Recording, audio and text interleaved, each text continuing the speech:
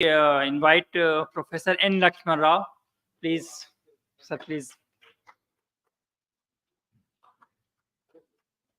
Moderator of panels 2. Now I invite Dr. Bhoja Raju Gunjal.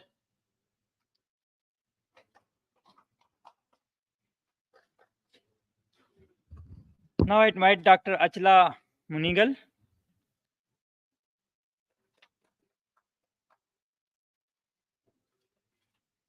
Dr. J. Vivek Vardhan.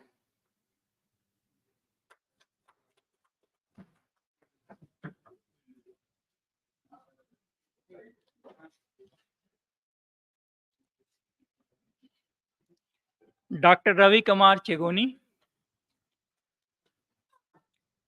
Dr. Raghuvaiya.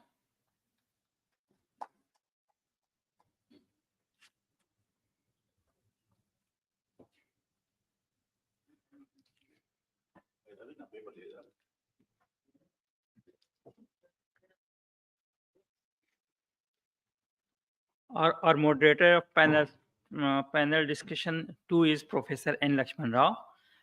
Professor Rao is a distinguished academic with a rich background in library information science. Professor Rao initiated the Telangana Library Association after the formation of the new state of Telangana and has organized about 30 seminars and workshops for the benefit of professionals and teachers in the region.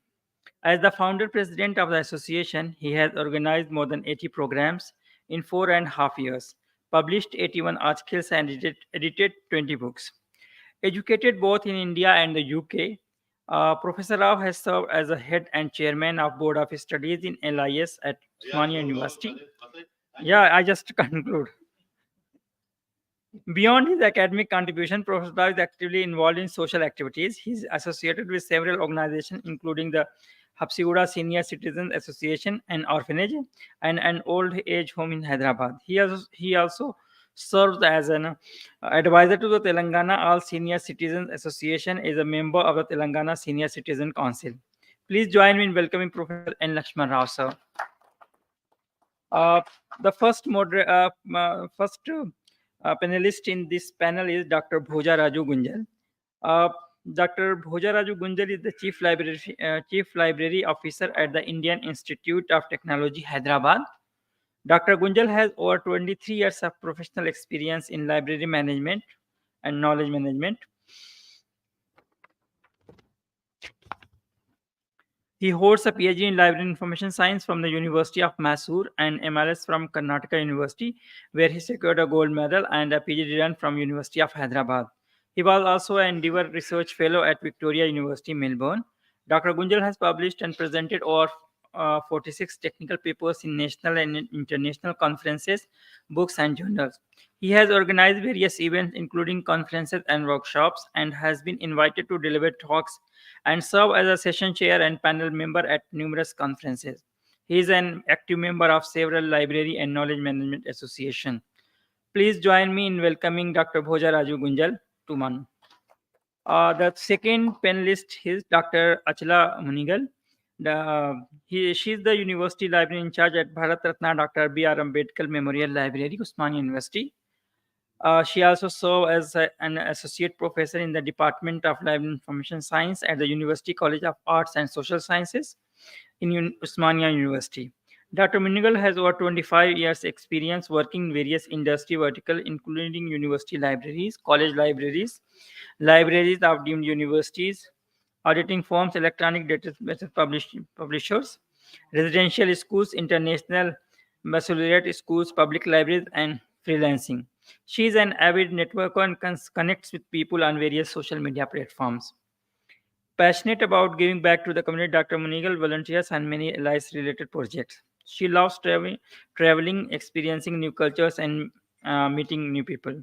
Please join hands in welcoming Dr. Achla. The next one is Dr. J. Vivek Vardhan. He is also he's serving as the head of the department and chairman of the board of studies in the Department of Library and Information Science at Osmania University, Hyderabad. With over 25 years of teaching and administrative experience, Dr. Vardhan has made significant contribution to the field. He holds multiple degrees from Osmania universities.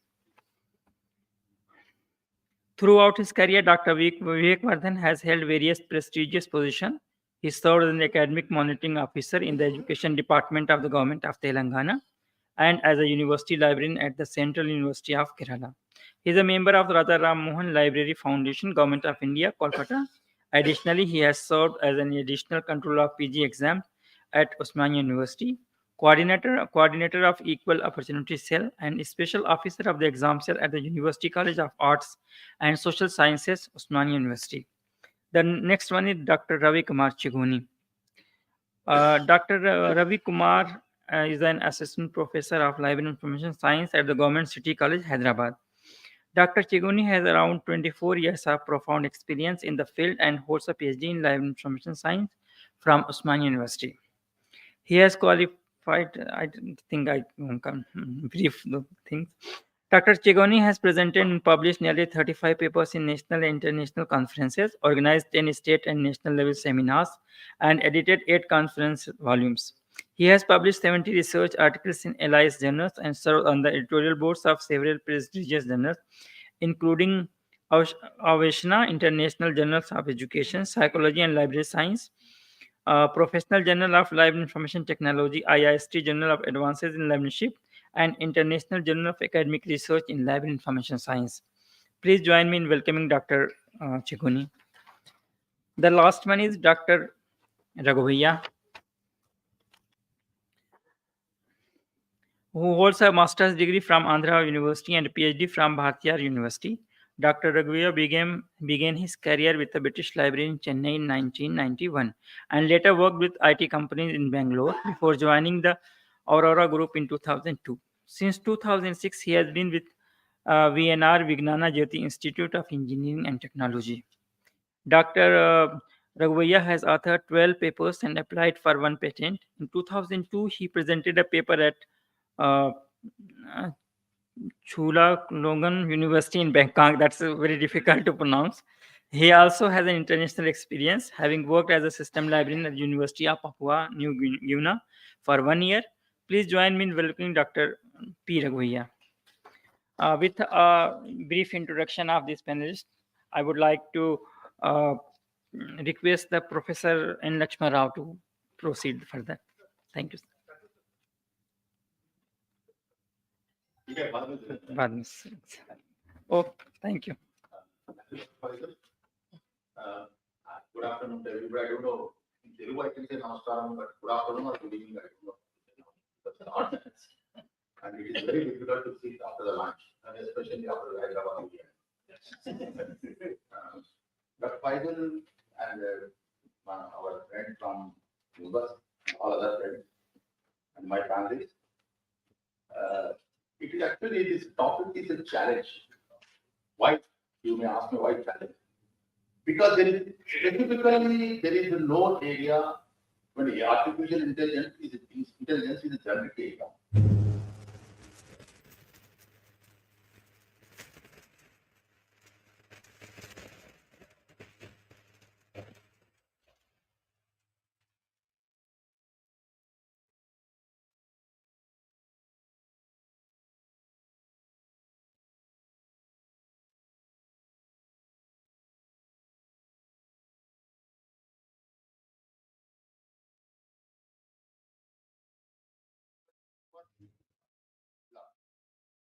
And how we will be able to identify these prompts or these things, and then how we will be able to apply and use for the benefit of the students, teachers, and the researchers. That is very important.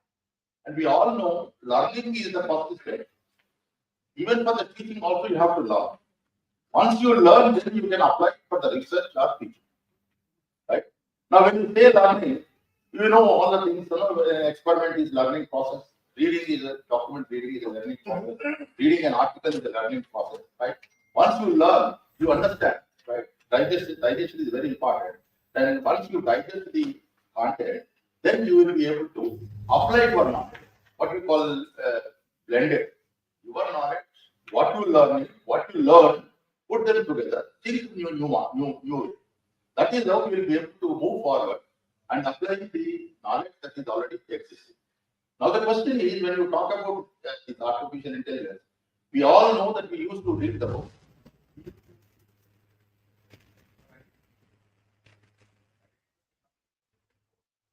The subsequently, Google came to our rescue. But Google is the problem is it gives a document. It doesn't give the information. When it comes to the artificial intelligence, it gives you the gist. And you have it is easy, it has become much easier. Because earlier we were forced to read the document, understand, then make use of it. Now here in this case, automatically everything it collects whatever the data is collected out of that data, it picks up the information and responds to your question. Right? Now, what is happening if you take an example? I'm just trying to say, for example, learning. Today in the morning also they were saying, if you want to read an article of 20 pages, you have to really need 2 days because you have to apply your mind, concentrate it because it's a technical subject, right? It's a social newspaper is different. And then ultimately you find that this article is not relevant to your research. So now what is happening? You can make it a synopsis, make a 1 page, read the synopsis, just like an abstract, and if you read it comfortable, then you can go for that, right? Earlier we used to use abstract, now we can use it as a smart summary. Instead of abstract, I would like to use a summary, right? So that is what is happening. It is saving the time. Now we are able to see the artificial intelligence articles using our AI articles. Now there are assignments are being written by the people, and they found that 45% to 50% is relevant, and the remaining is not relevant. Irrelevant things are happening. Now what it gives us a clue that when I do take an example of an article, you can write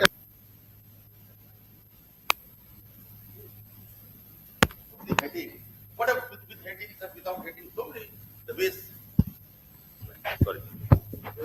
Huh? So when all these things are coming in, you find some information. But when you go for the teaching, is this information is relevant for you? It may be picking up from somewhere advanced level, but you are not teaching an advanced level at a degree level.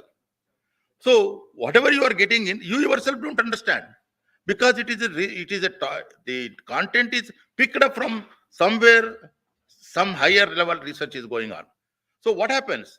You are thinking that the data has come, you are presenting it, but when you go to the class, it is not going to be useful.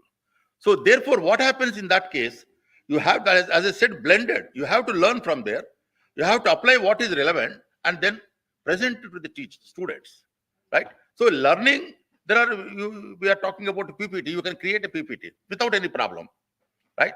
Now you take an example of gamma.com, gamma.ai. It gives you automatically, it creates the PPT. Just give the title.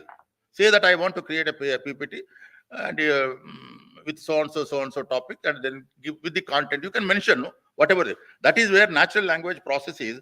You ask whatever you want in the way you speak, the way you write. That is what is natural language process.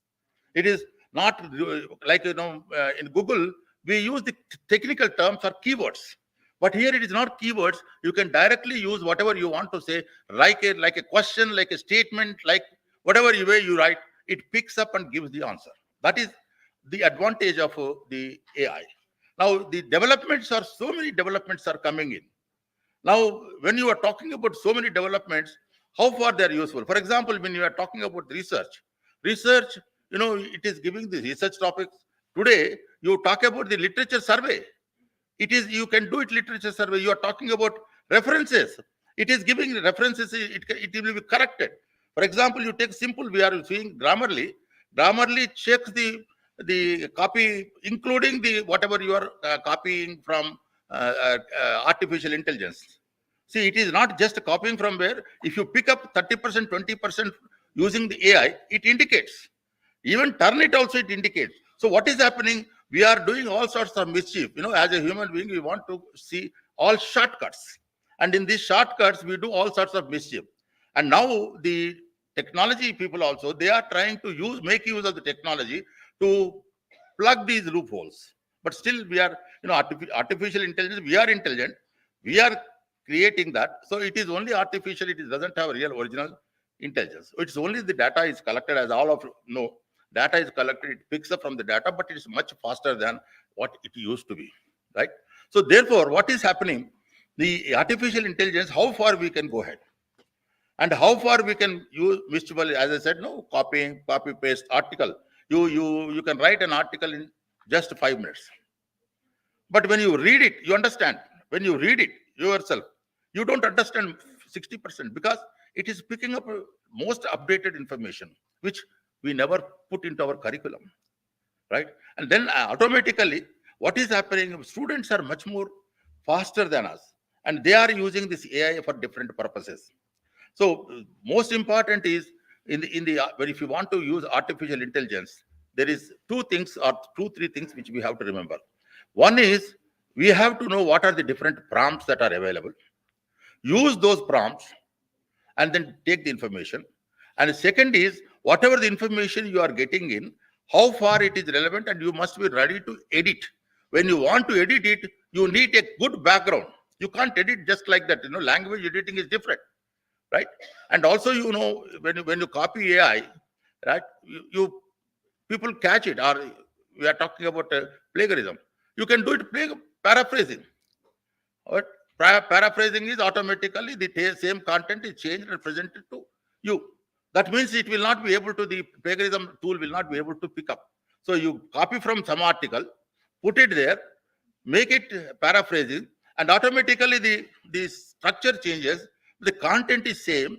So automatically you are out of the plagiarism, right? But still, as I said, Turnitin is also able to pick up the data or information that you are taking from AI and using it, that it is able to identify, even Grammarly also able to identify such plagiarism.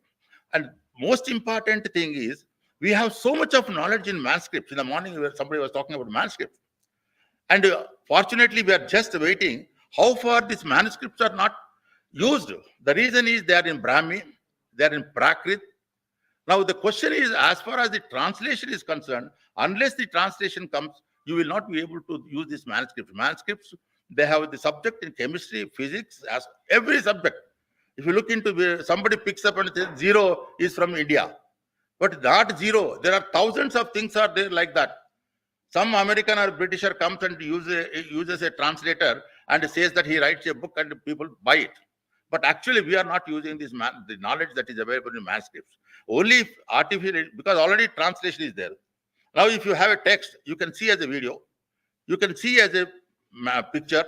I was trying to use good morning also using Meta on your WhatsApp. Meta is there. You can use that and create your good morning, good evening, or whatever you want, right? And the same way, you have Copilot. I'm sure everybody must be using. Use the Copilot and make designer, Microsoft 365 designer, create a picture. Write whatever you want to headings. See, the facilities, it has become much easier. And especially in the same way, Canva. Now the question is, you can translate from text to picture to video and vice versa. So there are a lot of things that are possible today. Only thing is how far these things are going to be useful and how far we will be able to use positively and how far we will be able to put these things in the curriculum of our colleges and schools. Because this is essential so that they will be able to use appropriately and properly, not misuse. So therefore, I think there is an opportunity, there is a time has come where we have to use this AI as a part of the education system, right? So that is how we start with the learning, move to the teaching, from there to the research.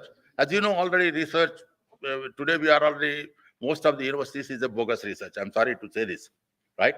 So, but still, these things can be used. And then we can make it a quality research, quality teaching, and quality learning. As I said initially, without learning, you can't teach.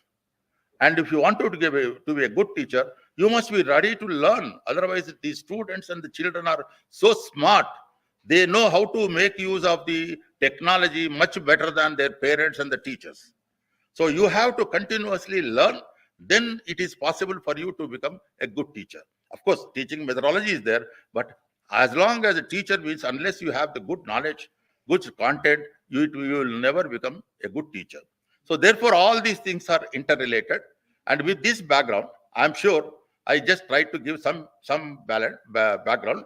And as I said, no, it is a challenge how you will be able to face the AI and how you will be able to make use of the different prompts, how you will be able to overcome the lacunas and overcome the misuse of the AI.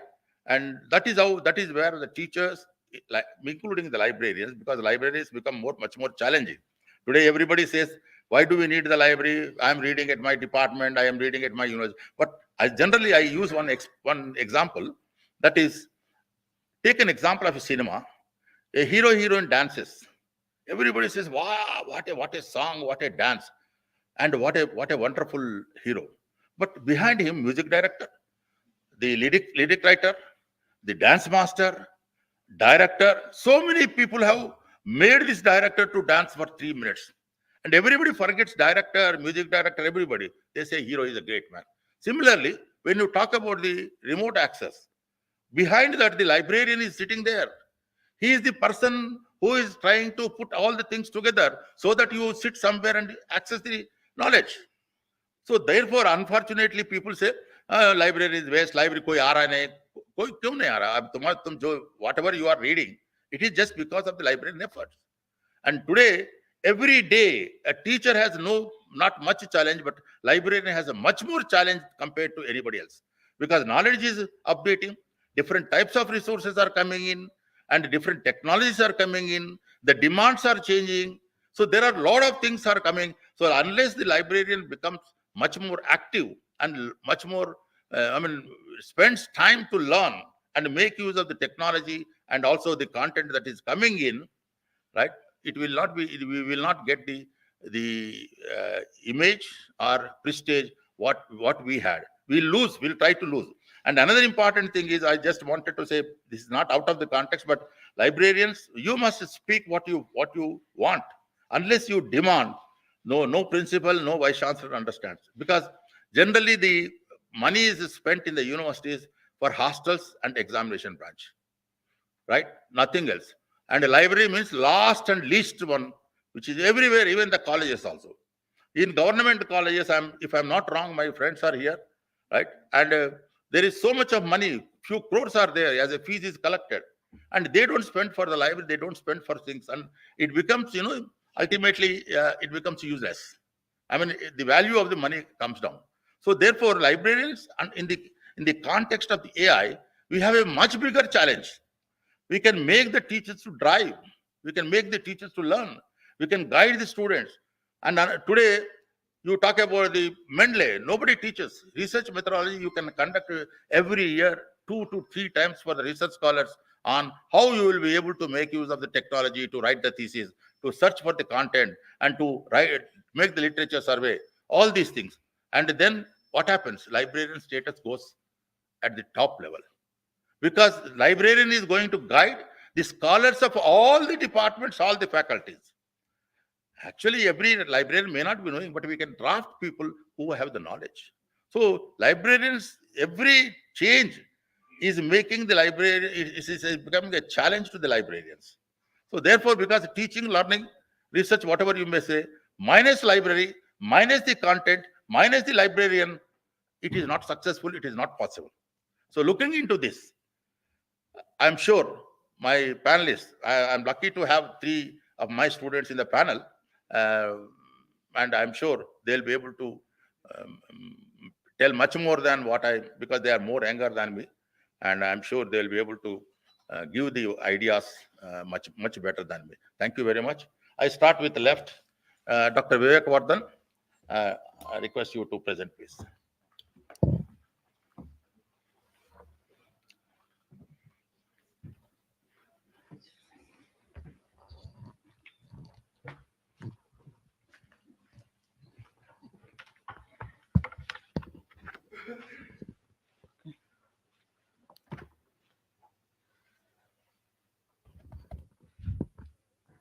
Yeah. Respected Professor Lakshman Rao sir, my guru in MLISC, and a moderator of the today's session, all the panel members, my dear Friends, librarians, ladies and gentlemen, very good evening to one and all. So, this artificial intelligence, how we need to use in day to day life, it is really a challenging task. A teacher never truly teach unless he is still learning himself. A lamp can never light another lamp unless it continues to burn its own flame. So teacher is always learner. Engaging the students in a classroom for 1 hour, a teacher need to work 3 hours behind that.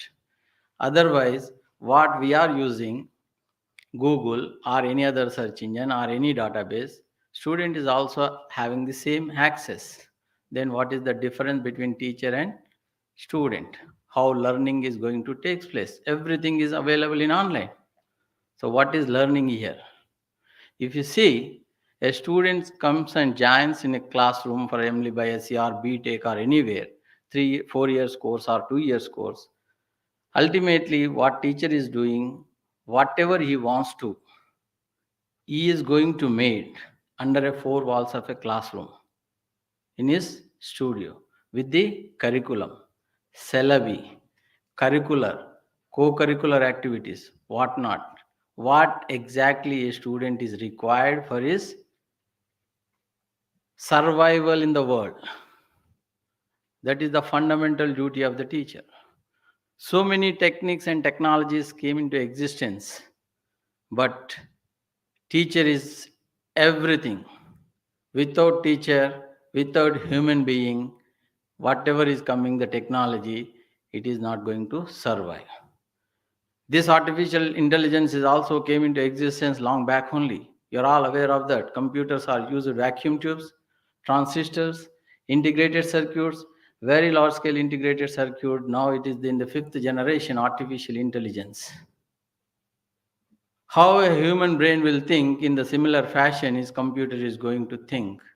We are going to giving the commands, algorithms to train the computers to perform the task, how it is going to be performed. So learning continuously, it is going to be mastery, perfectness. If student is learning and learning and learning, what is he is going to become master. Here also the same thing, we are applying the algorithm continuously. You need to give this result. Are you playing chess with your mobile phone? I think intelligence only gaming. Already program is there, but always system is winning, we are losing. If you go for highest level of game in a chess game, okay, whatever we want, everything it is coming under artificial intelligence. Nothing is comes out without the human beings involvement. Human mind, what is required, system is only training here. Human mind is always mastery. But system is training. Generative AI, artificial intelligence, that what we are saying, chat GPT. Superficial artificial intelligence, it is going to come in future. Okay. So here, whatever we are saying, learning means behavioral changes. That we are saying it as a learning. The entry level behavior and exit level behavior, it is 2 years or 4 years course, that behavior is changing. That is the pedagogy, that is the curriculum, that is the syllabus, what we are saying. Here also in the same thing, in artificial intelligence, so many algorithms are came into existence to mastery of that task. Which step is very essential, that is a mastery. You are all aware of that HTML language because everyone is here. HTML, Java scripting is there. Java to enterprise edition is came, standard edition is came, mobile edition now what we are seeing. In lengthy programming is shortcutted into 5 to 10 simple sentences in Java. Here also artificial intelligence, what it is doing, for example, in general, if you are giving Maulana Azad National Urdu University for a Google search engine, it will give lakhs of results. But how many Maulana Azad National Urdu Universities in Hyderabad? Only one. If you want, you check it. Who is master here? A teacher, a learner, a user who knows. Then he need to decide it. System is not going to give. System will not give trustworthy information. That's why we are depending on the system to give the results, not from a human being. If it will do for hours together, many human beings is required to complete the task. Okay, but system is giving accurate within a short span of time. If everyone is speaking about artificial intelligence, where we need to go, the libraries, librarians, information scientists, documentation officers, researchers. If everything is available in online, can we take the medicine diagnosis in online? Are you doing? Second opinion is required. The second opinion is always teacher. Yesterday I have seen in the editorial and the news column in Enadu first page, it is saying that in future artificial intelligence, how it is going to come. Tomorrow's what is my schedule? Then Alexa will say, your BP is high, your heart rate is high. I already consulted the doctor. Today you can take rest. This is given, same example is given in the yesterday's Enadu's newspaper front page, first column. So everything machines is doing. Then what for? Here system is going to learning very deeply by giving the algorithms. There are different types of algorithms are there. Breadth first search, depth first search, page rank algorithm. These are very important. It is very easy to learn also. You are all aware of this. What they are using only the simple arithmetic operations in that algorithm. Breadth first means go horizontally and search everything.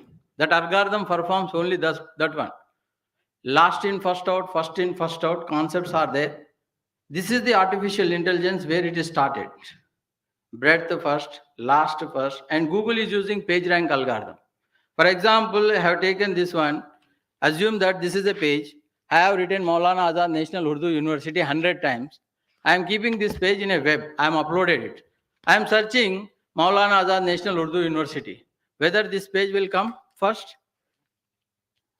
Because 100 times only Maulana Azad National Urdu University is. What artificial intelligence is doing?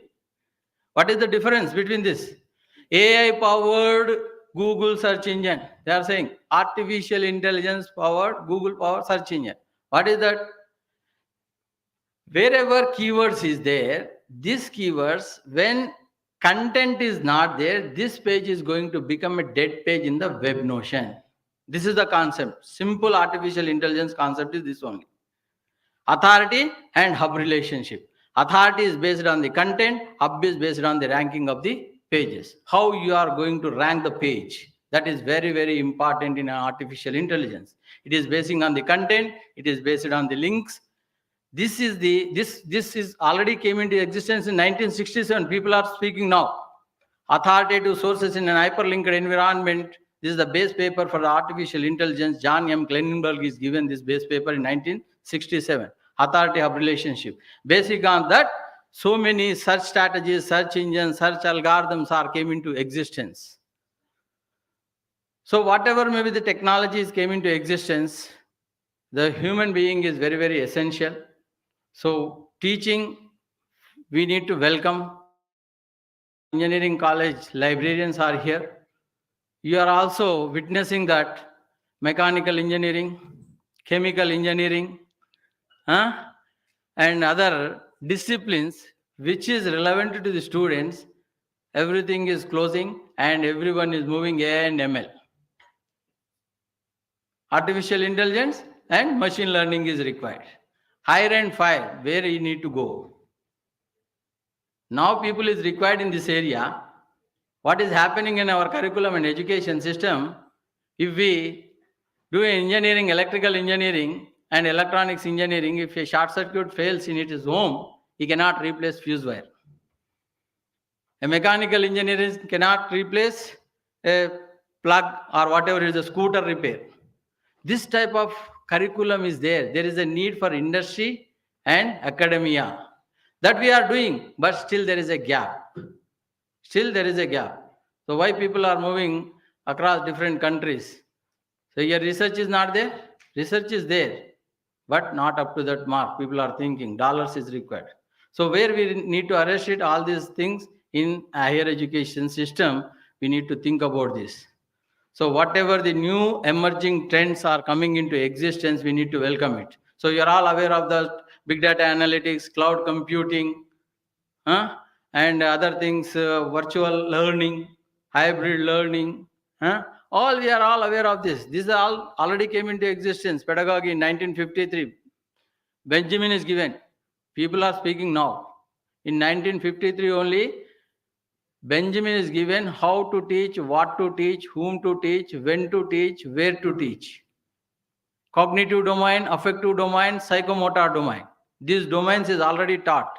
Now the same cognitive domain is changed into neural networks. That we are calling it as a deep learning. Already it is there in 1950s. If anybody is completed B.Ed and master degrees, M.Ed, you are all aware of this. So these are the trends and technologies is going to take place. So why we are doing plagiarism check, how much it is there? It is easy job. Earlier research is not done. Earlier it is done. So many new technologies are came into existence. To check the similarity, we are taking the help of the systems. Research Rabbit, whole from Alpha, Microsoft Academic, Base, Bellafield Academic Search. These are all artificial intelligence only. What is required exactly? A user, we need to train them. We need to give the guidance in that particular area. Then teacher will be always unique. Librarian will always unique. Okay. So many Google search engines will come. It will give lakhs of results, but librarian can give unique result. That is already shared. You are all aware of that. So in that direction, we need to know it, whatever the new technology coming into existence into the system. And we need to adapt into a teaching learning environment. Teaching and learning is taking place. What I call learning is behavioral changes only. Learning. And teaching, we need to continuously a learner. And research, what type of research is required? Commitment, dedication, and driving force. These three are very, very essential components for a researcher.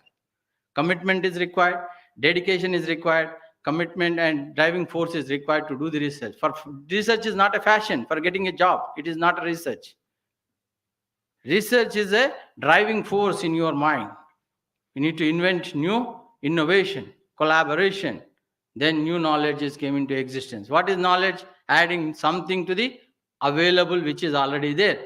Active involvement of understanding, ability to extend the level of understanding to meet life contingencies. So these are the so many techniques and technologies are came into existence. Our duty is to retrieve the information exactly what a user is required. That is should be a trustworthy information. So mining is very, very essential. So how we need to mine? We need to dig, where we need to dig, where we need to discover, and where we need to share. These are all the only the resources. Dig, discover, share. This is the concept for the librarian. Then only we are all going to get an exact information retrieval. So where to dig, when to dig, how to dig. This is very, very important. So only have given peripherals. Many speakers are here to discuss on these aspects. Thank you very much for giving your valuable time. I thank the Professor Lakshman Rao sir and other panel members for giving me the time. Thank you. Thank you, Dr. Nirvana. Now I request Dr. Bojraju to speak.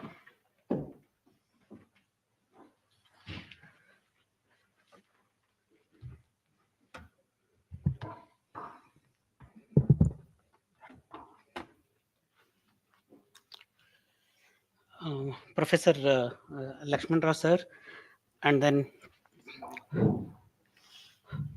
Professor Lakshman Rao sir, and then Dr. Akhtar and the Nimbus team. Thanks for inviting me for this panel discussion. Good afternoon to all of you.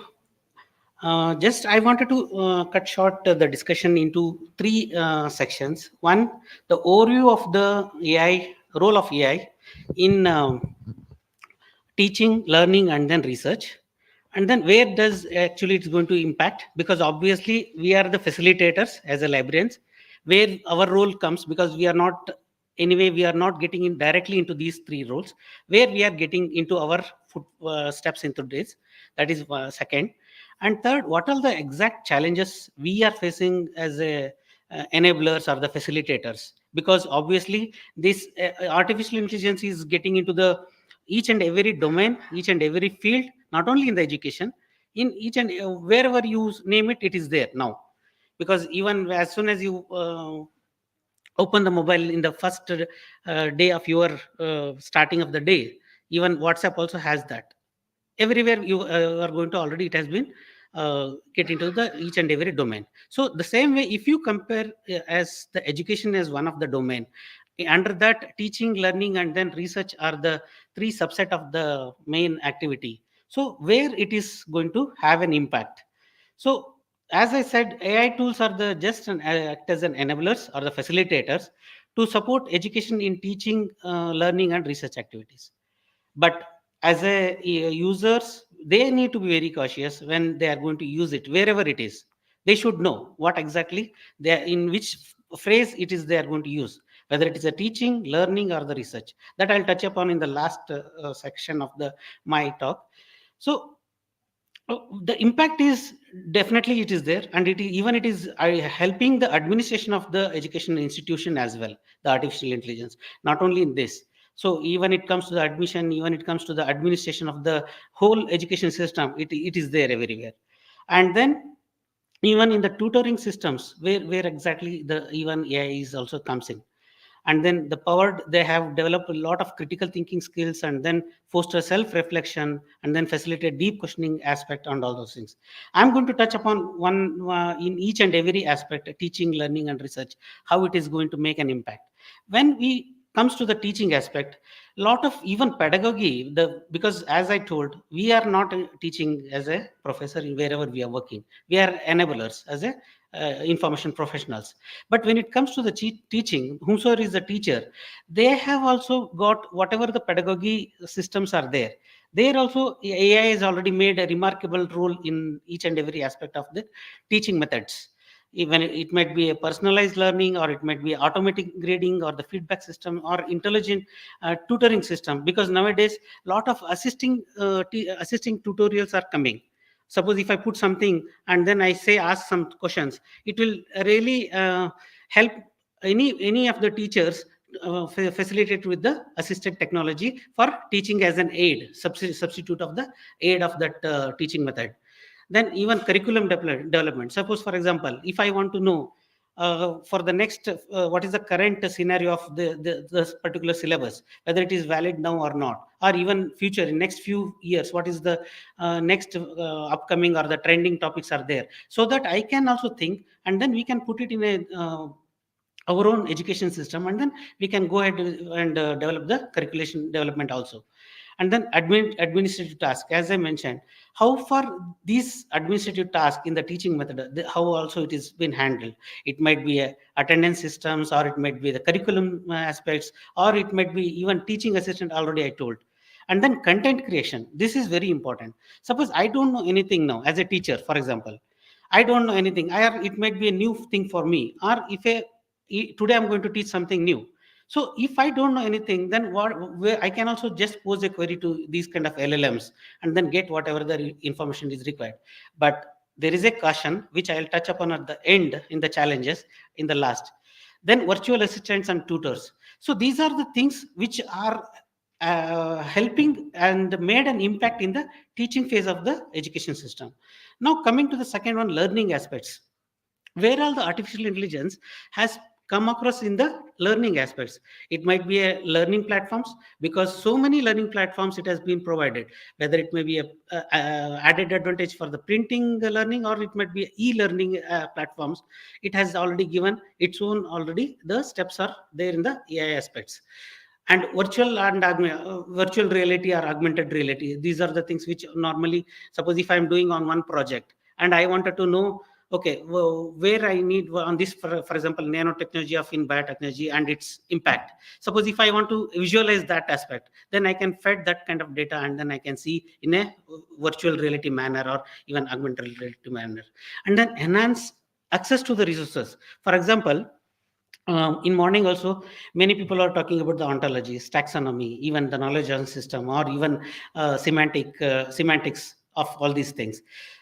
Suppose if I don't know, suppose I am a researcher, or I am a PhD student, or even a PG student, I'm searching for some particular information. I don't know what all the different levels of education has been put in that, collaboration has been put in on that, or which countries are working on that. I don't know anything on that. So I can also go back and ask in this particular domain, who is doing what, and in which country is doing what, something like that. I can pose a query, so that what it will do, definitely these kind of the internal mechanism of semantic web or intelligence, they will come back and show the result in my learning process. Hey, this is what you are having, the related searches, this is what you are having, these are the things which is really relevant for you. Okay, you are looking at a, there is another b concept is also there, which is also relevant for this. There is also a b c concept is there, that is also relevant to for your field. So these kind of suggestions are the thing, and it will understand your own questions or your own interest, and it will pose some of the related things that will really make up the AI aspect that is working in the back end of the our day-to-day activities in the learning process. And then it will also help in a learning analytics. For example, as a system, you might be knowing, as in the morning also someone was saying, right, is there are some recommended topics, recommended suggestions, these are the things. How it coming? Suppose if you search anything, whatever it is you are searching, it will the machine will understand at the back end, and it will start posing your, these are the recommended topics for you. That is how the learning activities happens in the learning phase of activity. Then skill development, definitely this really makes a lot of difference for any students in the learning mechanism, because unless and until you won't adapt these kind of skills, you cannot survive in, especially for the nowadays or the current trend. Because unless and until if you are working really hard for some of your study material and you don't know how to get it and where to get it, that really matters a lot. Then accessibility is very important, because nowadays the students or the even research scholars, even the teachers, everyone has some or the other way specially abled skills which are really needed for them also to access whatever the information is available in different types of mode, whether it might be a audio books, or it might be a teaching aid, or it might be a voice recognition, or even in terms of a just spelling it out sound kind of stuff. So that is also really matter. And then interactive learning, that is also very important. The last but not the least in the learning, game based learning, that is very important, because if you might observe in any schools or even colleges or any education institutes, nowadays the game based learning is very makes a very different role. There are a lot of apps or applications, AI based applications are coming to conduct some of the queries, are the based on the learnings, even the quiz question and answers, these kind of things are coming up. So that kind really helps a lot for enhancing the learning capability. So the last one, the research, how the AI tools are playing a role in the research. It might be a data analysis or the literature review, wherever you term a research phase, whether it might be a selection of the topic or the literature review, or even the literature gathering, or even data analysis, or even data interpretation, or even statistical methods, and even submission of your chapters. So wherever you name it as a phases of a research, in all the way, there are a lot of tools are available nowadays with the AI flavor in that. So these things really help. Just to give you example, there is one tool you might have, many researchers are using nowadays, site, SSCITE. So that is really helpful for some of the people, because it only helps in the literature search of the information, but it also give the context, whether it is a positive context or the negative context. That kind of analysis happens, and then it will give positive and negative of that particular article. That's how knowledge discovery or literature research helps. I don't know, I'm a new to the research, and I don't know anything where I am going to do with my topic. So I can just go and pose the query for what are the objectives, what are the hypotheses for this kind of experiment. Definitely it will showcase that kind of things.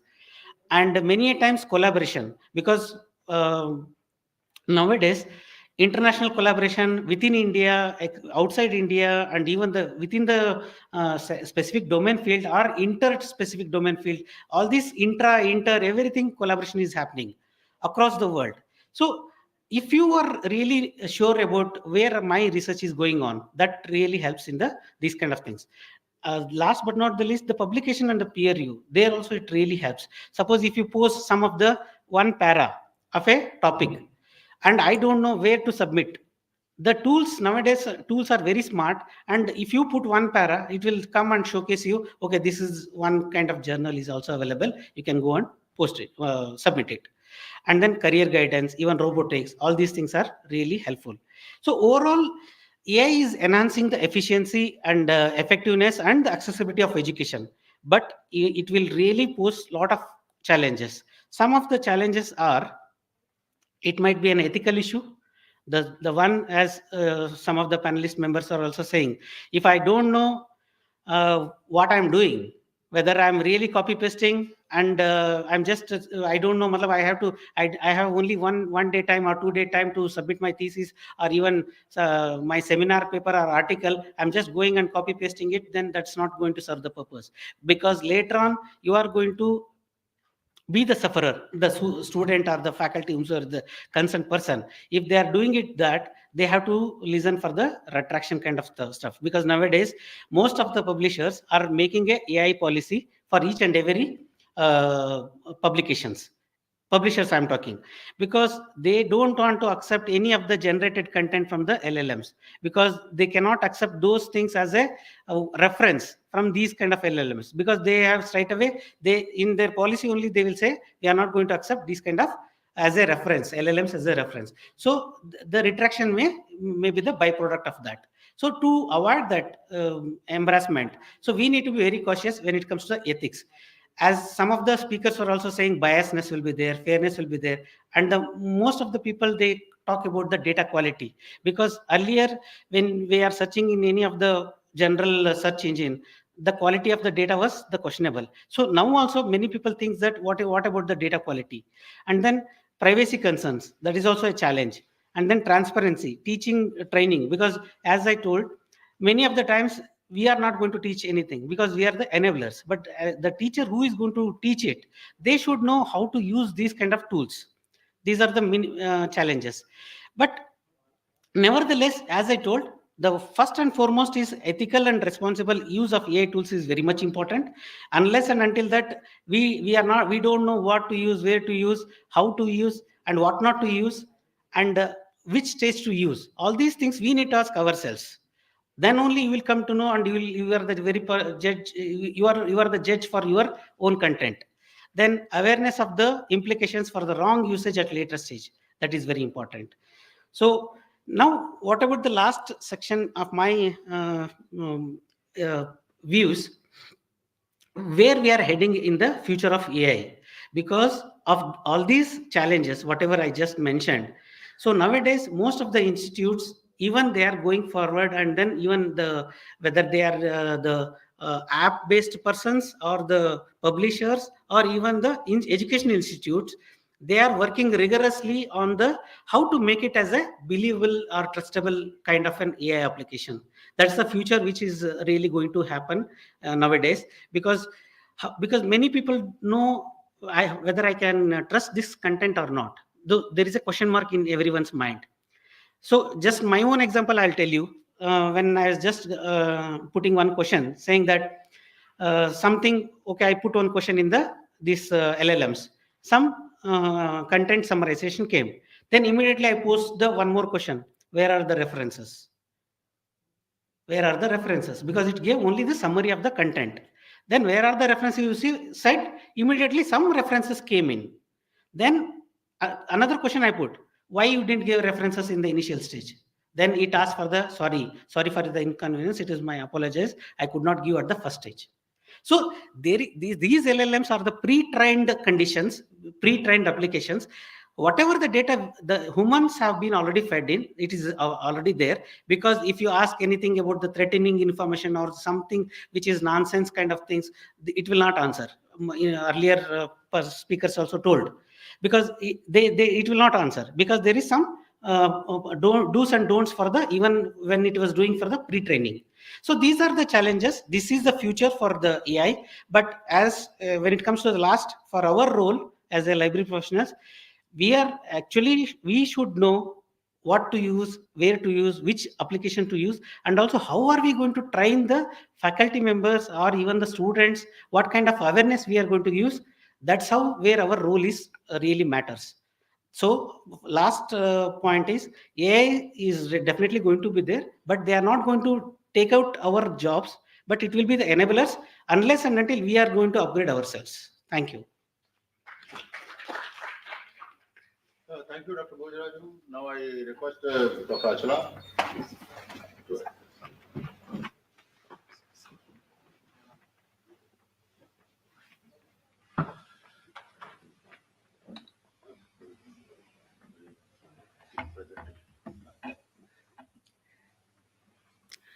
Good afternoon to the dignitaries on the dais and off the dais. Before I start off, I would like to thank the organizers, Dr. Akhtar, Dr. Faisal, the MANUU team, as well as the Knimbus team for giving me this opportunity so that I can present aspect of what I want to talk regarding the role of AI in teaching, learning, and research.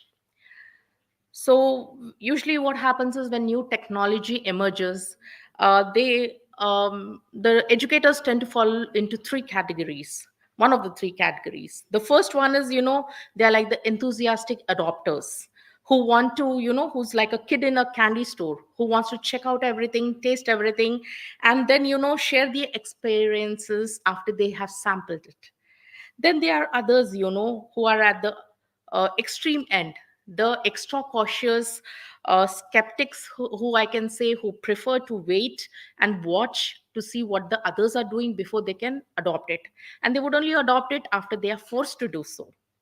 And the third kind are the curious observers and the pragmatic implementers who are seeing the potential in the AI or in the new tech that is being introduced, as well as they are very wary of it and they are checking the new tech out.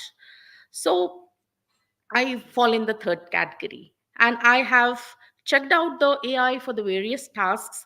And I would like to say that I have generated a lot of engaging content to be posted on the social media. I have used it to refine my responses to a lot of queries and questions that I had, and then, adjust the tone and the style in which I wanted to write. So this is how I've been doing I've been checking a lot of prompts that I've been using in the chat GPT and seeing how it is reflecting the results and how I can use it for my purposes. So now we are at an intersection of AI technology and education. So before I go further into it, I wanted to share with you that I have some time back read a sensational news that came from South Korea. They said that a civil servant, robo supervisor, had done a suicide. So it looked very funny to me, the headline, because it was very, very sensational and it was trying to draw everyone's attention into it. So there were a lot of memes and all on that. So it also gave me a smile. But later on, when I thought about it, I was thinking, if a AI based robo has done it, is it really suicide, or is it a navigational error, or is it some kind of a sensor failure or a bug in the system? So this got me thinking, because I read one more news item which says that in Kerala, a new robo, AI assisted robo has been introduced for education purposes. So in reading these two items, I thought that there should be an ethical framework in place in case it is really suicide we are talking about, which the robo had indulged in, or was it just a navigational error? So what happens is very soon probably AI robots would take over the world in all sectors and not only education. So we need to have a framework in place. Till now, there were a lot of robots there in which were used in schools, right? The Indus school in Hyderabad and Bangalore implemented this, but it was just a robo, but not a AI trained robo. So if AI had the ability to feel, how much is it feeling, to what degree is it feeling? So if this is the case, do we need to have some kind of a rights for them? Is it entitled to welfare protection measures? All these are things we need to understand if we are to integrate the robots into the society. So there are a lot of ethical dilemmas that are there. And to ensure that there's no moral dilemmas, we need to address the potential ethical concerns and resolve these dilemmas. So, in one more ethical conundrum I had come across, when I put in a few prompts into the generative AI and developed some images. So, I wanted to know, do I have the copyright to it? Because I was the person giving the prompts, so technically I was the author. So when I checked out, it says that um, technically I'm supposed to have the authorship as I am the person generating the prompts. But when I checked Canva, they said that I'll read out the exact words. It says that Canva does not make copyright claim. You own the images. And however, this does not mean you are the copyright owner or have exclusive rights. So this was a bit confusing to me, because Canva also uses a lot of generative AI tools like DALI, Imagine, and Magic Media. So then I got thinking, if Canva is using these supporting softwares to generate, does the copyright belong to Canva or to one of these? And I am not sure which one I am using, because Canva is using all the three softwares. So I'm not sure with what software I have generated the particular image. So when there are a lot of questions like this, when I check the DALI's terms and conditions, it says subject to content policy and terms, you own the images. So there's a lot of fine print involved in this. And in case anyone wants to check out, because all this comes under IPR and copyright. So, and this is very, very relevant to teachers, teaching, and librarians too. So, knowing whether the content you've generated belongs to you or the app, or to which supporting software the app is using, is very, very necessary.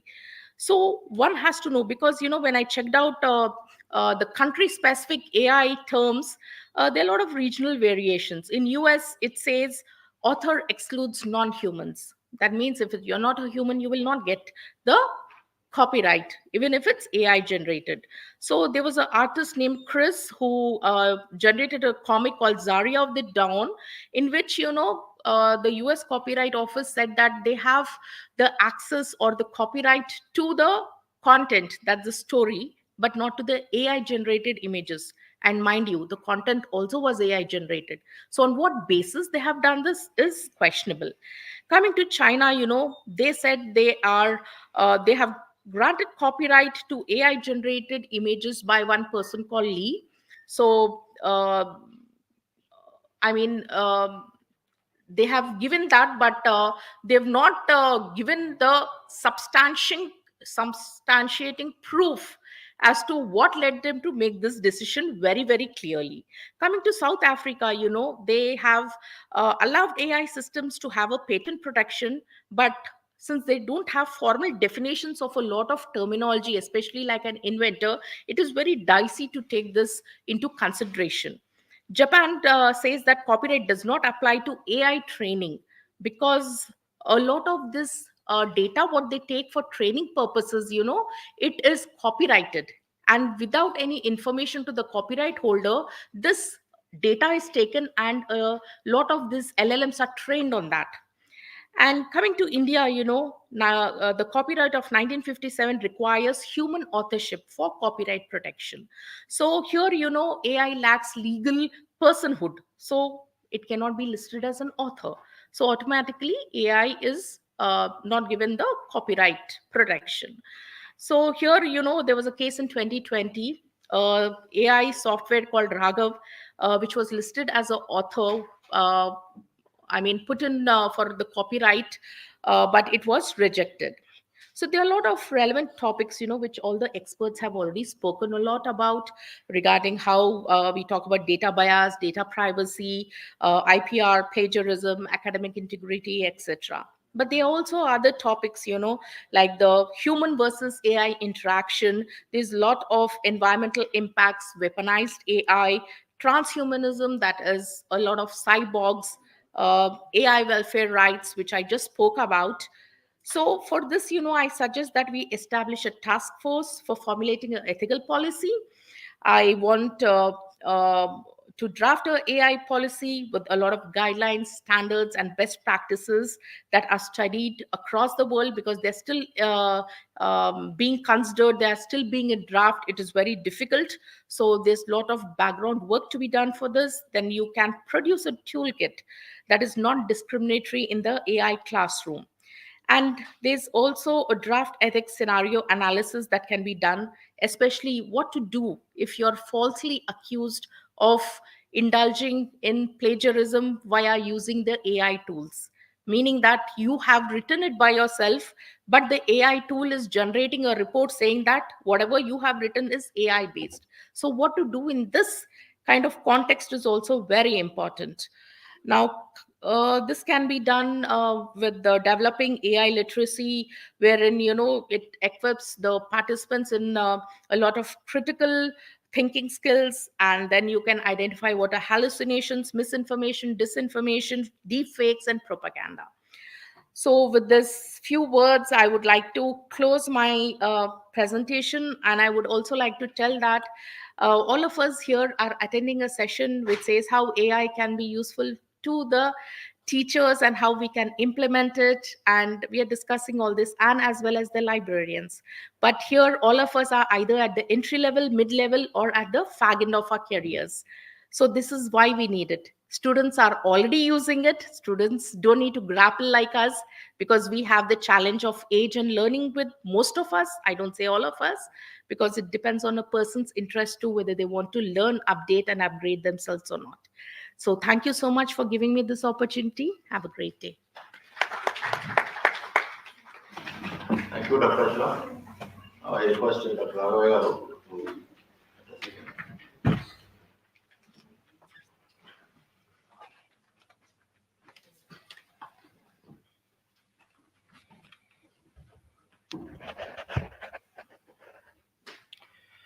Yeah, good evening.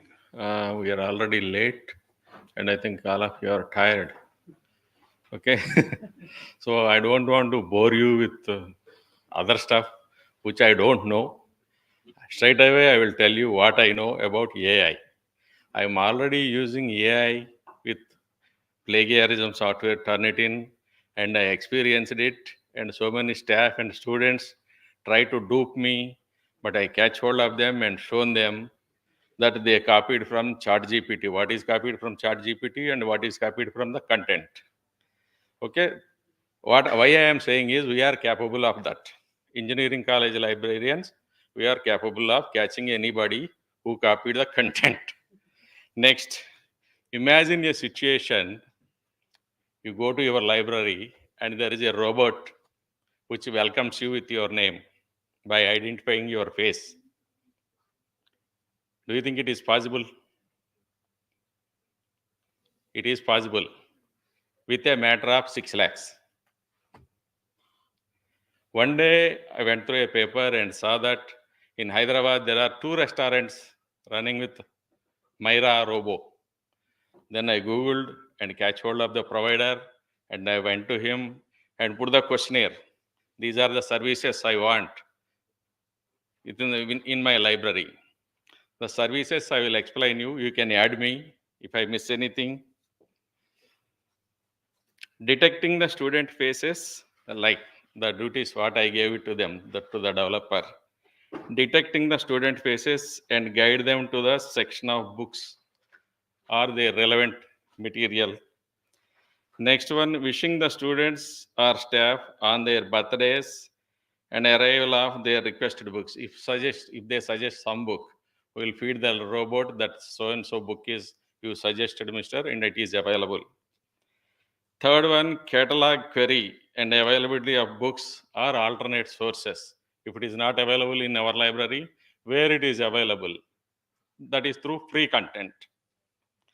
And the fourth question is directing the customers to library colleagues, that book processing is here, catalog expert is there, classification expert is there, or reference librarian is here, or digital library is there, that kind of questionnaire. Then answering the routine questions about books, journals availability, databases, question papers where it is available, research reports, and any other collection, whatever we have, if we feed it to that, if we feed into the robot, will it work? They said all it is possible with a matter of 6 lakhs. Then we are on the process of getting that. And meantime, our colleagues won't left us like that. Why librarian is doing like this? then then instrumentation department came to know that, and they came to me, make me as a part of this. Then another department came, electrical department. I heard you are doing something new. Please add us also. Then CSC came. So they also want a part of that. But burden is mine. If credit comes, they want to share. But I don't matter. So I'm going ahead. Maybe in 6 months or 1 year, I can show all of you real AI experience in our libraries. Okay, next one. Next, AI is not taking our jobs. AI is going to create a new jobs for us. Have you heard of prompt engineering? That will match our qualities. It works on the keyword search or alternate word search, where we are all experts in that. With the help of Python or 1 or 2 tools, we can fit into that category. At present, you can check in your phones, 27,000 jobs are vacant on prompt engineering. At least we can try. Not like age bar like me, but youngsters, you can learn and try that. Next one, and the threat. Nobody told us about the threat of artificial intelligence in library.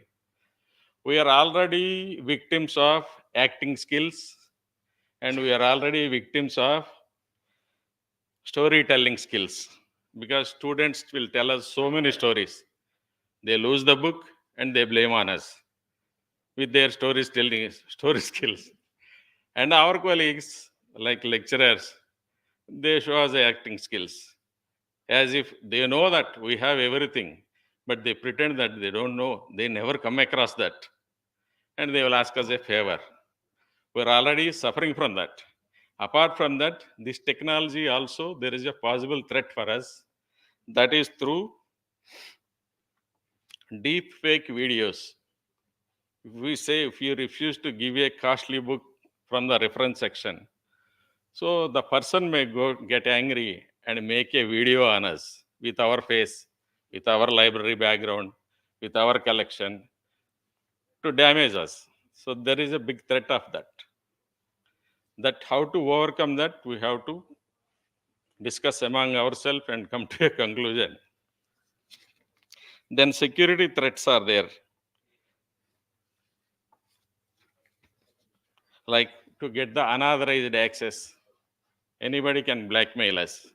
They may send a threatening mails or calls or defame us to get the passwords or to do a favorism for them. That is another threat. And resource allocation threat is there.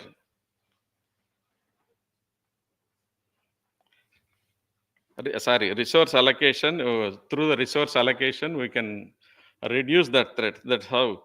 We need to invest in advanced detection technologies and staff training to identify and mitigate deep threats. But if something comes free, it will be helpful for us. But because our budgets are very low and we have to meet all the challenges, I think the AI technology itself will help us. Like it is helping in the plagiarism detection.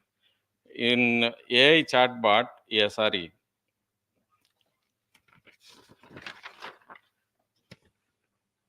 in ChatGPT, one algorithm will give them the matter or whatever the matter they want to provide, it will generate. And another algorithm will catch that. So like that, I hope AI will help us to detect the threats also.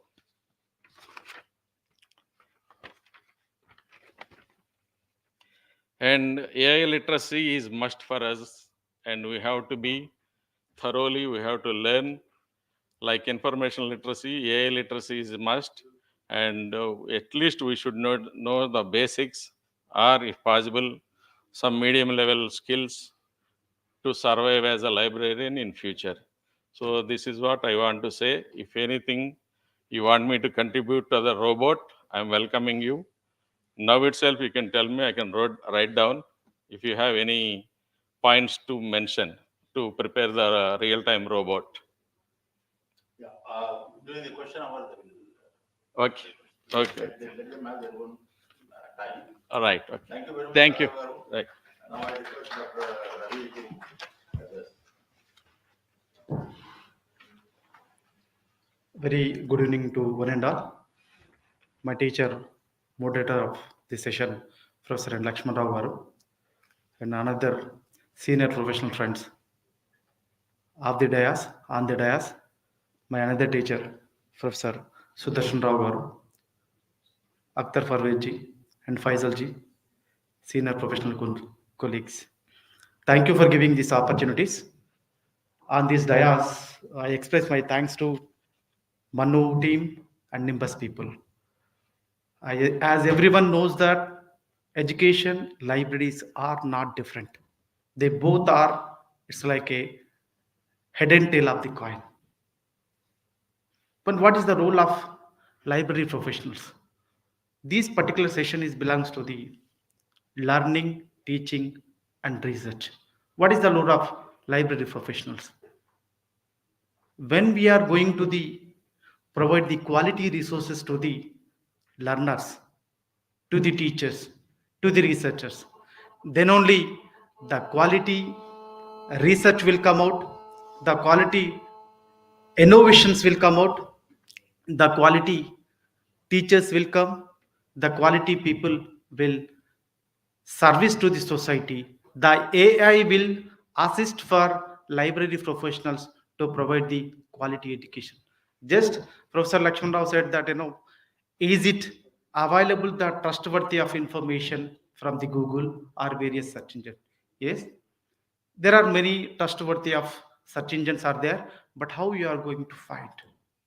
Library science professionals, they are going to find that these are the search engines may trustworthy search engines, trustworthy of information. So morning onwards till now we are discussing about the data and information. The really library and information science professionals to discover the information from the various sources. In that process, AI will help you where really that particular information is available. This particular information is really right source or right information to the right person we are providing or not. For that purpose, AI will assist you. Just Professor Vivek Vardhan said regarding where we have to dig the information, where we have to discover the information, where we have to provide the information, who is the right person.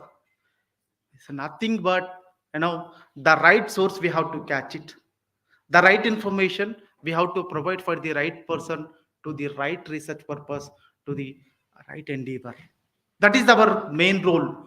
But AI is only the tool. It will help us come to the why really AI is required for the present day scenario. Means the STEM, you take example of this STEM, science and technology, engineering and mathematics, and it will giving a lot of job opportunities and flourishing these particular profession. Now recently they added A means arts also is having lot of future, lot of flourish for that. What is it's a connectivity to the STEM for the AI. Means the AI will help to the STEM to prepare the content preparation, new course preparation, and also the evaluation of the question papers and answers. You take example of the quizzes, multiple choice questions, and essays, how they are going to evaluate it. That is all, of course, with the programming and all those things, but it will save the time of the teacher. It will save the time of the institution, and the money also is, lot of money is saving. And moreover, morning onwards, many people says that, knowledge custodian, library professionals are knowledge custodians, where this knowledge we are creating from the data to information to, you know knowledge to some, where this knowledge is creation. We are nothing is creation. Information we are gathering from the various sources. The sources is, we can say that, where we are getting the literature sources, literature reviews, where we are getting for the research purpose. The AI will help you. And undiscovered, we can say that, undiscovered, that type of reviews also we can find by these particular AI. What is the, for undiscovered reviews and data analysis purpose and generating the hypothesis purpose? What is the intention for that? The better quality of the research, it automatically will help by the AI, isn't it? AI may not be help. Morning said that, cognitive cognitive skills will improve by the AI means, when the gamification is coming to the learning area, many of the people knows that what are the remaining games are there, what are the remaining apps are there, what are the remaining, methods are there in their particular mobile, their particular palms, their particular laptops. The people are knowing that various skills they are learning by these particular AI. That means, automatically cognitive skills will improve by the AI. And another one, we can say that, morning onwards, do nots. Yes, it is really require, many of the people are misusing the AI. That's what Professor Sudarshan Rao sir is advised that, the AI will add a curriculum in the school level. Agree with that, but the same thing is, how many teachers, how many LIS professionals, how many researchers are knows about the AI? That, training session is required for the research scholars. Orientation is required for the students. Orientation is required for the teachers. 70% of the teachers, 70% of the teachers, still they are using traditional method of teaching only, as per the market value today. This last month, I think, Times paper published. And moreover, teaching, online learning, online teaching, it's not a new for us. Before 2020, after pandemic only, many of the people, many of the institutions are, mostly concentrating on the blended teaching, traditional and online teaching. But thing is, the money spending in the western areas or in the all over world for the AI, in the especially in the teaching area, in 2020, 1.1 billion rupees for the AI, for the teaching, I'm telling. And come to the 2022, 2.5 billions they are spending. 2023, 3.45 billions. It will reach 2030, 28.345. That means 38% of the money it will reach for the AI. That means AI in future, it will reach the higher stage. And moreover, I can say that morning also, everything is not constantly. Tomorrow, another technology will come in the picture. We have to adapt it. Yes, LIS professional from origin of this profession onwards, so IT origin of this professional people are adapting new techniques, and they are applying when they are providing service to the users. The same thing just today, Vivek Vardhanji said that the morning yesterday newspaper. Yes, AI onwards. What is the new? In the 2028 AGI, it will come to the picture. It is more advanced. What it is actually AGI? AGI is nothing but a human recognition. The talks, the face, the even what human is going to do is nothing but the replication of the human psychology.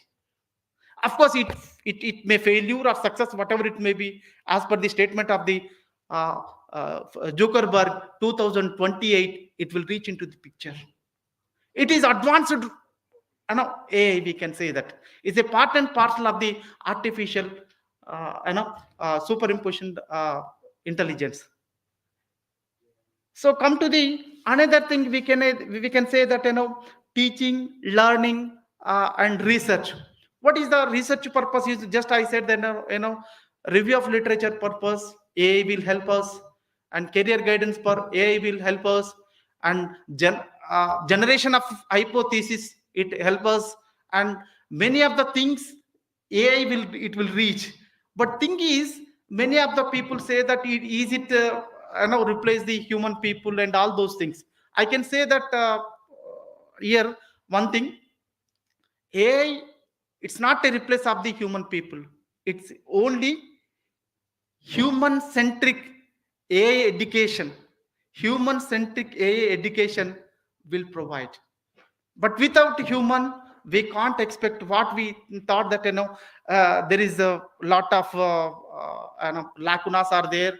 Of course, any profession it is having whatever the latest technology is coming to the society, just like a bias and ethics and all those things. And another one is, many of the people morning onwards say that is it possible to touch human being, human touch it is there, or we can say that it is fill the gap between the student and the teacher, and it will the gap the researcher and the supervisor. Of course, it is not possible. It is a alternate source. AI is a alternate source. It is not, can't exactly replace a teacher, replace the supervisor, replace a learner. But thing is, it is only assist. Of course, we have to accept it. Whatever the latest technology in the society, we have to adapt it, and we have to implement in our profession. We have to implement where we are working to provide the quality of the resources. Just said that right information, right person for the right time, then only our profession it will flourish. And one more thing, lastly, I would like to say that the government of India, these purpose exclusive learning, teaching, and research.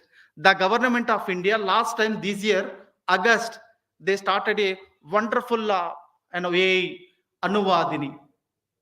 And most of the people, I don't know, because it is not that much of in that area, because you can whatever Professor Lakshman Rao said, that whatever you're speaking, that it convert to the video, audio, and many languages, foreign languages, Indian languages. And even why I am telling about the exclusive government of India AICT generated Anuvadini means, if you are done by the Google, there is no security for your particular information, but is the official government and AI. So it is a secured thing. That's whatever I think, you can change the PDF to Word to JPG to whatever, you can check it out. Around the nearly 16 languages of Indian languages, 34 foreign languages, you can translate it. And one more thing, MOOC purpose, Swayam purpose, many of the people, the content which is delivered and developed by the various countries, even Chinese people, they are delivered their lectures. How we are going to know? This Anuvadini will translate into your own language. And one more thing, finally, whatever the text and impaired, visually handicapped people also, they will give some ideas how they are going to learn the resources, how they are going to herd the resources from this particular Anuvadini. And last one, before going to conclude my talk, and for the impaired people and visually handicapped people, support 60 plus languages. The presentation translator, it boon for the people who are giving, actually this is giving by the AI of Anuvadini, the government of India.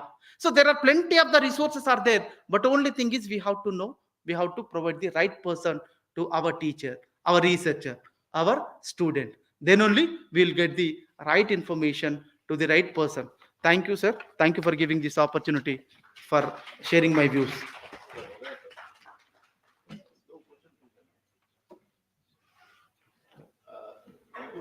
Kumar. Now, I open it to the audience. If anybody has any question, please raise your question, and also to whom you want to question. Panelist, you can also name the panelist. They are very tired now. I know. But still, chance of opportunity has to be given. Yeah, please go ahead.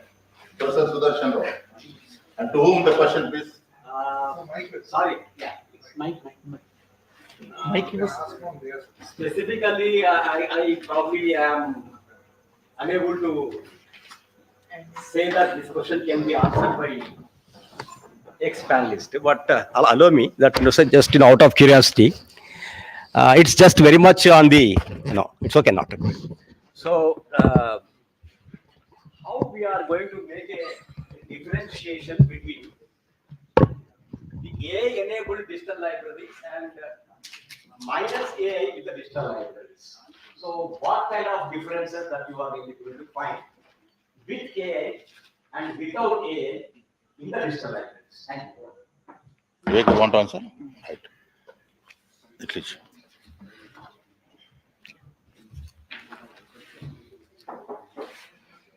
So Professor Sudarshan Rao sir pointed rightly question on the theme, today's theme. So digital libraries are there, artificial intelligence. Robots we are discussing. Robots will dig the information. For example, reference book is required or a particular century paper is required if it is available in the library. For example, past 5 years newspaper, exact newspaper is required. So this robot will go there, if it is automated everything, and it will bring that newspaper and it will give to the end user. This is going to happen. Reference service and any robotic service is user, it is also going to in the digital libraries, reading habits of a user. Whatever the book user is taking from the digital library, it is also suggest that now you are just typing in Google, good means automatically morning it will come. IC means information communication technology is come. So whatever the books user is reading, recommender system it is going to be followed. This book is also useful to you in future. This is for your specific field. So recommender systems. Now every day we are getting SMS, buy 2 get 1 free. If you visited some mall and they will take you, drop your mobile phone, again we are going to offer this one, and as Shravan offer or this brothers, Red and Brothers, other things will be in shopping malls. Buy 2 get 1 free. How it is coming? Where you drop that message, it is again generating. So in the libraries, we can recommend the user to study a particular book and reference, cataloging, publication. All these things, it is possible in the future with the robots. Robots is going to do the human power. Whatever the man is doing today, tomorrow it is going to be happen with robots. Robo-enabled libraries, not digital library. Future we can envisage that. There are already one of the professor is stating that engineering college libraries is going to be introduced. It is already came. We have already witnessed this in the COVID pandemic situation in hospitals. Robots is supplied the medicine to the users, patients, whoever is there. Like this, in the digital libraries, future libraries is going to be robo-enabled libraries. It is going to come. Cloud computing, we have discussed whatever is required through cloud, delivering the books with the artificial intelligence. It is going to possible. Only one or two examples I have taken, sir. If anything is want to share on other panelists, you can share it. Thank you. Just to add the same continuation, already in some of the other countries, Dubai or somewhere, so already robotics have been used in the libraries to take care of some of the services. And coming to the same with or without AI, the digital libraries, if you can see some, say 5 years back or 10 years back, how was the search interface working and how was the user experience the users were able to see. That time and now, if you compare with any of the Discovery tools or any products, if you see, because nowadays all are already the AI flavor is coming in. If you see the wherever the some examples I give, the search engine optimization or even the semantics, ontologies, all these things are already flavor of the AI only, which is already showing in a search interface, whether it is coming from the book database, whether it is coming from the IR or anywhere, it is coming and showing in the bento display, like a box, different box. So those kind of things can be seen. Just one example I am giving. Okay. Thank you. You want to say? Yeah, if you permit me. Yeah. Go ahead. Short. Be short. Yeah, I'll try. Yeah, I want to add on to the other panelists. Here, when we talk about the recommender system, it's recommending you alternative titles. But there's another part of it. It says your friend has also purchased this in a lot of apps. So a few people, we can, a few people can weaponize this. Like if you are in competition with your colleague, you want to know what he or she is researching on. So probably that's one aspect of it, as countries would do in case they want to know in which area the research is being undertaken by the military, police, the Navy, and the Air Force, right? So this way, not only getting the recommendation, we also can know who else has borrowed the book, who else is following this research in a particular field. Thank you so much. Yeah. Okay. Good. Yeah. I think probably you would like to say something. He's waiting. Sir, did you get the Let them information? finish. What This is you are the last looking- question. This is the only last question. No more questions. Okay. I will continue that. At present, what we are doing is your first question. As a librarian, we are sitting in front of the information or database and we are typing, and whatever is coming, we are providing to users. And in future, next, AI based, like I said earlier, robots are going to rule us. Not only libraries, every part of the life. Sir, why are we talking robots, sir? He's asking digital libraries. Digital versus AI digital. AI digital. Okay. Not only libraries or education, we are going to depend upon for everything by 2040. So for that, we have to gear up and learn it. So in that way, we are moving. We are not clear now, but maybe 2-3 years later, we can have the complete picture. That's what I was saying. Ravi, you have something to say? Come on, quick. Finish it up. Okay. Give me, let me close. Let me close, no? Right? Otherwise, I will close that. Actually, I think the question posed by Professor Sudarshan Rao is, I look from a different perspective. The question is, use the AI tools exclusively limited to digital libraries. Is that question? But today, what is happening? I will give an example of Library of American Library of Congress and American Library Association. They come out with a tool that if you ask a question to your library, it will also search other databases and internet and gives you the linkages for that. This is the project which is already successful through the ALA. Let me tell you one, please. So when you talk about the word is digital library, it doesn't mean only restricted to your own digital library, but it means the whole the data which is available in digital. And then also libraries have become much more, we have to learn a lot of things. For example, like Knimbus, where it gives access to a lot of open access articles. Similarly, Lean Library, you make it as an extension, it gives you access to a lot of free resources. Then there are a lot of things that are coming in. For example, the Patiala institution, they have come out, for example, if your book is supposed to be in shelf number 5, if you put it by mistake in shelf number 10, by using this RFID technology, it says the book is in number 10 shelf. It's not exactly at the appropriate place. So there are a lot of changes that are coming in. If it is very difficult for the teachers to track and teach and the librarians to follow, and therefore we have to be attentive, we have to be on our toes to learn and make use. And I thank the MANUU and the Knimbus for giving an opportunity to discuss on one of the topmost challenging topic. Thank you very much. I think they talk a lot about the AI, but I think people are very important, not just in libraries but everywhere. And people are the ones who make or break any organization. Okay. So with this, I would like to thank Professor Lakshman Rao sincerely that he agreed to moderate this discussion. And I would also like to thank other panelists. So I really appreciate that you found time for us. Thank you very much. And now I request Mr.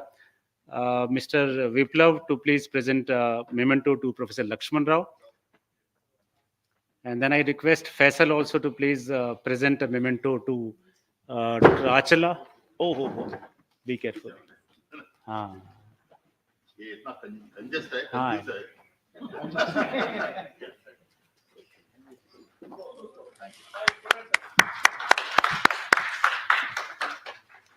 So somebody should take picture, na?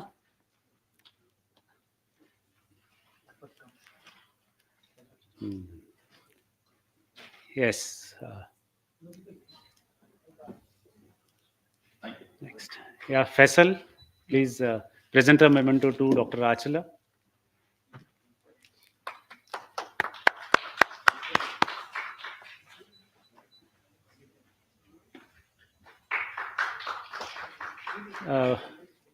Mr. Viplav, can you please do the favor once again? Please present it to. I can't see that. Who's that? Start with Vivek. I think Vivek, Dr. Vivek.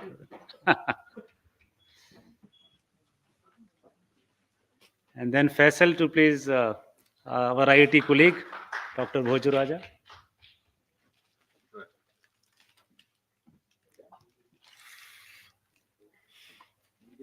Followed by Raghavaiya.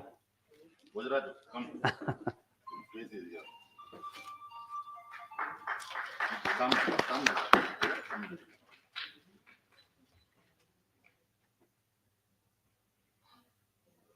Thank you, Dr. Raghavaiya.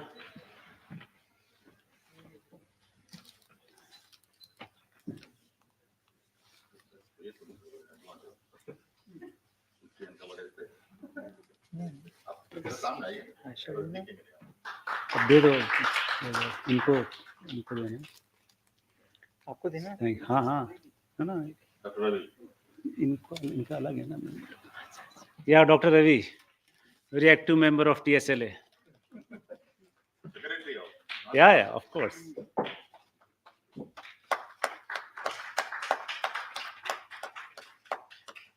So let me also tell you that Vijay from Nimbus, he worked tirelessly for this conference, and he was always coordinating with me. He is actually the event planner.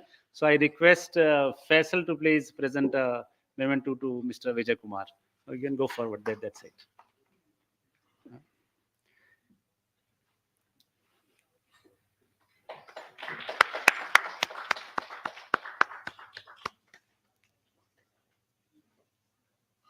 I request my dynamic colleague, Dr. Adil Khan, to please extend a vote of thanks. And I would like to thank you all once again. Thank you.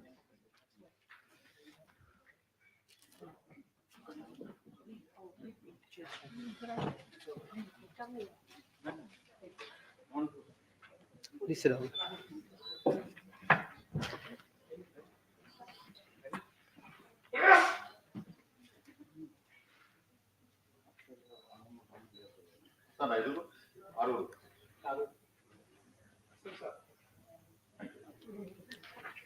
Please take seat.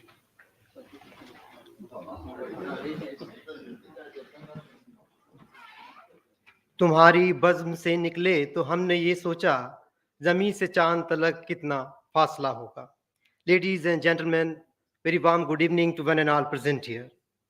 As of today's conference is concerned, we have discussed a lot about the artificial intelligence. So as far as the human mind is concerned, it is on each and every concept there is a human mind. इंसान के सोचने की हद इतनी है कि एक छोटा सा पतिंगा जब शमा के पास आता और जल जाता है तो कई दीवान लिख जाया करते हैं उसके ऊपर. तो we should never think that the technologies are over and above the human mind. The technologies are being generated by the human minds. They will remain under the human mind. जैसे कि मैंने अशार में कहा कि जमीन से चांद तक, और देखिए इंसान ने ये करके बता दिया कि वो चांद तक चला गया. So we should not be worried about these technologies. These technologies are being made for the welfare of the society. As we know that there is a fission and fusion of the subjects, the fission and the fusion of the knowledge in this world. The new and new researches are coming, new subjects are generating. So to handle these subjects and handle this knowledge, we have to make new tools so that we can keep the knowledge in a proper way. We can use this knowledge for next generations. So nothing is to worry about these jargons like artificial intelligence. In each and every society, in each and every civilization, these terms are there in one another way. इनके तरीके अलग हो सकते हैं, इनके नाम अलग हो सकते हैं, लेकिन कभी भी ये तरीके इंसान के दिमाग से ऊपर नहीं हो सकते. हाजरीन, it's really a matter of immense pleasure that today we have organized this conference. And now, one by one, I would like to my heartiest vote of thanks to each and every person who has extended his cooperation to making this event successful. First of all, I would like to extend my heartiest thanks to our Vice Chancellor, Professor Syed Anul Hassan Sahab. He has always lended his helping hand to make each and every event successful. I would like to share a few things with the friends, those who are coming out of the MANUU. This campus is a little bit different from other campuses, because here our focus is not only education, but our focus is on training also. So in each and every curriculum, each and every lesson, we tries to connect with our students, we tries to connect with our scholars, so that we can shape them in a way they can, in future, they can make this world beautiful. क्योंकि इंसान की जिंदगी का मकसद यही है कि कैसे आने वाले वक्त में हम इस दुनिया को खूबसूरत बनाएं. हमें हरगिज ये डरने की जरूरत नहीं है कि टेक्नोलॉजीज आती हैं और लोग उसको मिसयूज करते हैं. कोई बात नहीं, बहुत से लोग बैठे हैं जो उसको भी सही करते हैं. आप 10 बार गलती कर लीजिए, 20 बार उसको अच्छे करने वाले लोग हैं. So we have to see the positive aspect of each and every concept. So our Vice Chancellor Sahab also is always inspiring us to make new things, to conduct the programs, whatever help is needed from their side, he always helps us. Next, I would like to thank our registrar sir. And after that, I would like to thank the person who, though he is not physically present here, he has joined some other university, but he is always here with us every day, every moment. That is Dr. Akhtar Parvez Sahab. He is right now taking care of 2 universities, not only Hamdard, rather Monazad National Urdu University. From morning to evening, every day, we used to ask him many things, but he never refuses. He always welcomes us for any question and query. So really, sir, we are very thankful to you to have a wonderful boss like you. I wish each and every person उनकी जिंदगी में ऐसा boss जरूर मिले, जिससे कुछ सीखने को भी मिले और हमेशा inspired रहें. And after that, I would like to thank Team Nimbus. Since yesterday I'm working with them. They are working very hard, and you see they are very learned people. They are working in a corporate industry, but they are very humble people. Whatever we are saying to them, they are agreeing. Sir, ऐसा करना? हाँ, yes, we will do that. Not even a single time they say कि no, आप ऐसे कर लीजिए, हम ऐसे करेंगे. So really, sir, we are very thankful to you and your team. And Mr. Biplab is a very intelligent guy. He is having flavor of different languages. He has very good knowledge about different cuisines. So he's a very nice fellow. I hope you will come in future also. We'll have talk and we'll decide some new paths for our university also. So thank you very much, sir. And after that, I would like to thank the teaching fraternity of this university. Really, I'm very thankful to them. In spite of being their very busy schedule, they have spared their precious time with us, and they came in the morning. As we know that we have very recently we have started the classes. In spite of being their busy schedule, they spared their time and they came. So really, we are very thankful to them. We are also thankful to our staff members. They are working hard to make each and every event successful. And after that, I would like to especially thank to the legendary professors, teachers, librarians, those who have spared their times for today's program, especially Dr. Lakshmana Rao sir, Dr. Prasad sir, Professor Prasad, Professor Lakshmana Rao, Professor Rao sir. It is really a great opportunity for us that we are having such a legendary professors with us. Few minutes back, you might have observed that till the last moment, they were very much indulged in the discussion.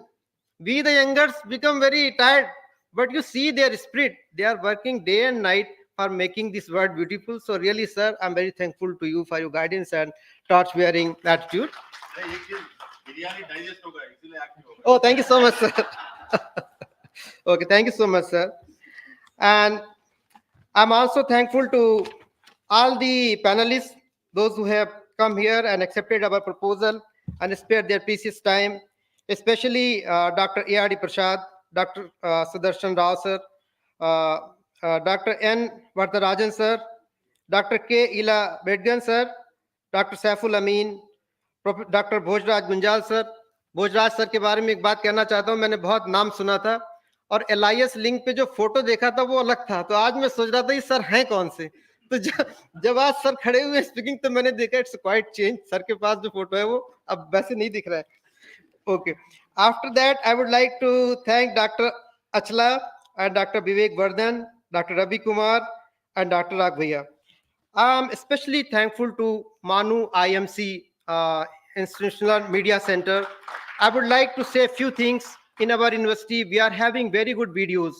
So all of you, those who have come from other universities, other institutions, please see, we are having very good literature over there, especially related to history, Urdu, Arabic, Farsi. So you must visit that. You will be benefited from that. And I'm also thankful to our engineering section.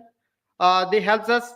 In the very last moment also, whatever we requested them, they accepted and provided very good environment for today's program. And I'm also thankful to guest house team. And I'm also thankful to each and every person who make this event successful. Thank you so much, all of you.